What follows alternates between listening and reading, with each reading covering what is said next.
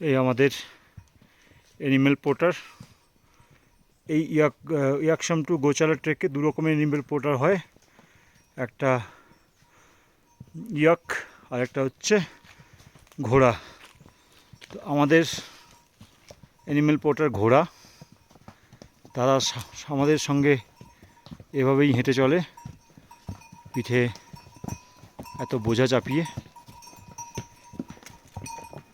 তো এই ট্রেকের জন্য তাদের কৃতিত্বটাকেও কোনোভাবে ছোট করা যায় না।